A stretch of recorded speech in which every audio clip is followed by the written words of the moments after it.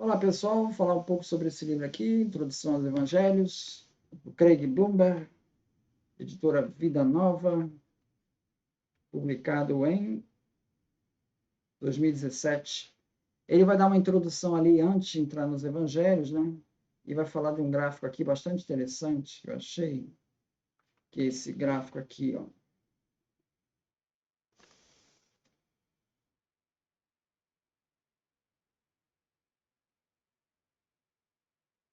Ele mostra aqui os fariseus,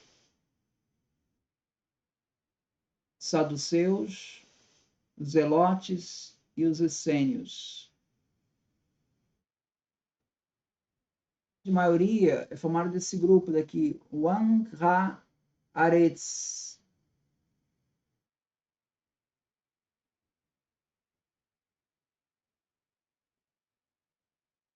Dá para ver? Então você pode ver que a maior parte das pessoas ali no mundo judaico, né, era formada dessa classe, chamada de Am Ha-Aretz. Seriam os despossuídos, os descamisados, os pobres, né?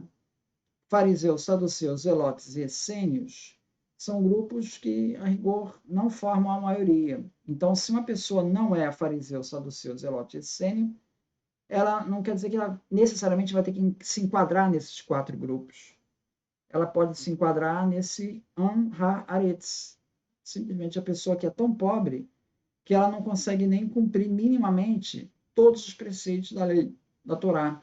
Então, é o cara que vai comer com mão suja, porque ele não está ali, não tem dinheiro nem para cumprir todas essas leis. Então, são pessoas mais humildes, né? Então, Jesus está vindo nesse grupo aí. Então, é isso que a gente tem que ter em perspectiva. Esses 4 grupos, né? Eles foram mapeados ali pelo Flávio Josefo, né? Quando ele fala desses 4 grupos como 4 heresias, que ele chama, né? Heresias quer dizer grupos, não tem essa conotação negativa no Flávio Josefo. Depois é que teve conotação negativa, né?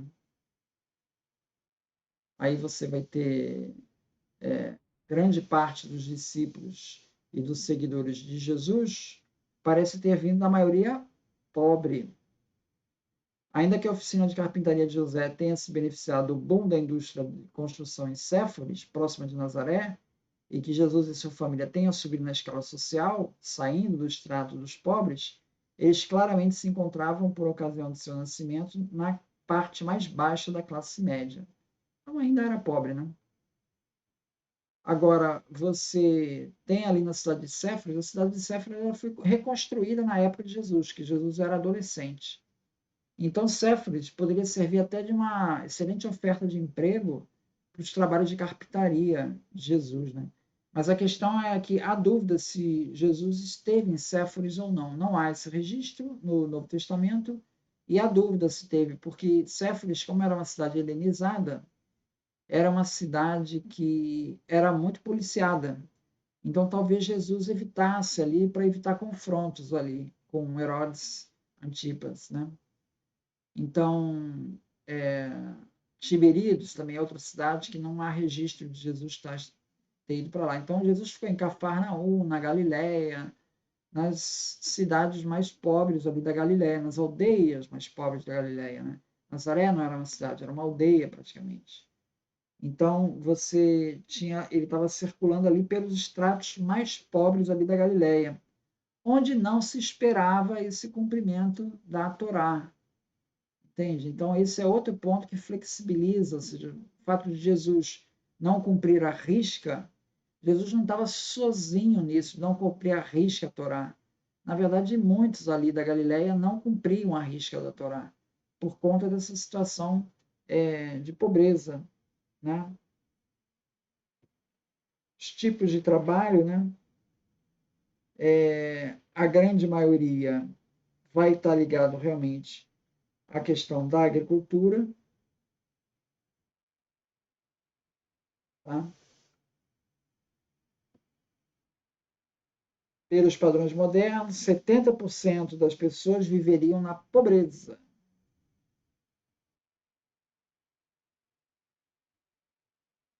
Então, esse era o cenário lá. E a grande maioria é formada por agricultores e pescadores, né? Alguns com uma atividade de manufatura, como trabalhavam na colheita para moer grãos, azeitonas eram prensadas para se conseguir óleo.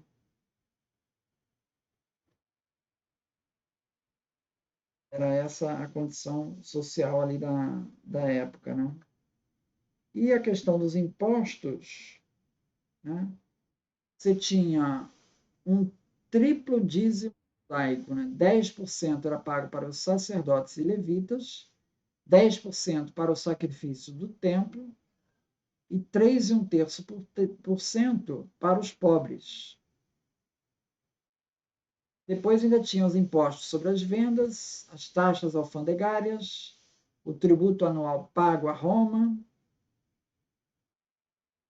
Então, os impostos para Roma variavam aproximadamente 3 semanas de salário por ano, a 30% de toda a renda da pessoa. Então, o imposto, sem dúvida, alguns judeus chegavam a comprometer metade ou mais de toda a sua renda em impostos. Tudo isso é pressão social, né?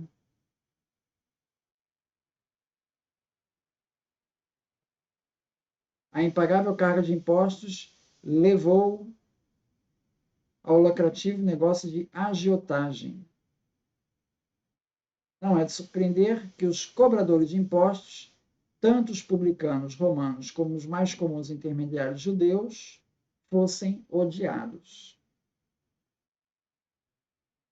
Então, essa perspectiva mais sociológica, né, que ele traz, né, que reflete os estudos mais recentes feitos aí naquela época, sobre a situação naquela época. Então é isso, muito obrigado, então.